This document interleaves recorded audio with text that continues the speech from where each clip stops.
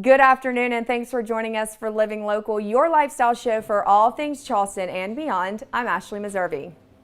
It's Medical Monday at East Cooper Medical Center, and today we're sitting down with a Low-Country orthopedic surgeon to learn how he uses the latest technology along with traditional practices to treat those suffering from common knee, hip, and joint problems. Medical Monday, sponsored by East Cooper Medical Center. Joining us today, we have Dr. Schutte. He's here to talk to us about Mako technology, something that you know a ton about. First, let's talk about what is that? Mako technology is a computer-navigated, somewhat robotic. The robot isn't doing the surgery, but it's a handheld surgery where you can set the parameters of how you want to put a joint replacement or resurfacing in and fine-tune it to within half a degree or half a millimeter. And you can make adjustments during the case so that you create the optimal size, shape, position of the joint replacement, which allows people to be back at work quicker and we believe is going to help make the implants last a much longer time. It's a little bit like having a tire that you can absolutely balance. You know, you could look at it by sight and get a sense or feel, but if you can calibrate it with some type of a GPS system so that you know that it's exact within a half a degree, that tire is going to last much longer on your car. And it's the same thing with the joint replacement. And this is something that East Cooper is really passionate about, you know, and I think a lot of times when you hear about technology, you think that it's something like cutting edge. This has evolved over years because this isn't something super brand new, correct? Well, it's really evolved over the last decade. When I started at East Cooper approximately 7 or 8 years ago, that was an important part of our mission and our program, along with the hospital, was to create a state-of-the-art joint replacement program.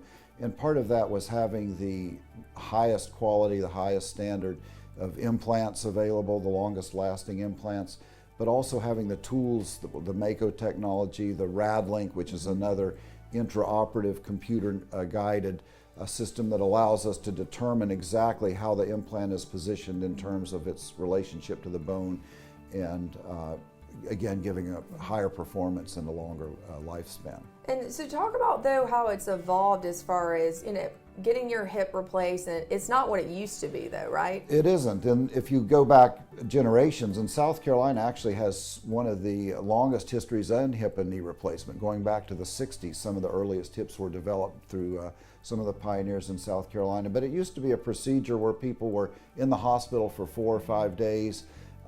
You know, you had limited hip precautions for 6 to 8 weeks and didn't start therapy for a while. Now it's a procedure that almost entirely is done with a spinal or regional anesthesia. Takes generally less than an hour. Most people are up walking that day. People have the choice to go home that day or the next day. And we almost always have no precautions afterwards. People can put as much weight as they want to. And I'd say for our average patient, they're driving within a couple weeks. People that own their own business can go back to some type of part-time activity. Our concern has gone from getting people to do enough to getting people not to do too much early on, so that they allow still things to heal. It takes about 6 weeks for the bone to grow into the implant. And it's different than other surgeries too, because you stress a lot about preparation before the surgery, correct? Right. It's a little bit like running a race. The fitter you are before the surgery, the fitter you are after. I like to tell people that it's a little bit like a car. The joint replacement is like the wheel or the tire, and if it's worn down, that's like you're riding on the rim or you have no tread. So you replace the tire and the wheel, but if you let the motor go, it doesn't matter how good the wheel or the tire is. And that brings us to the discussion of when should I get it done. So we talk to people about, you know, you should get it done before you get too weak. We see people that have knee arthritis, for example, and they've had it for months and years.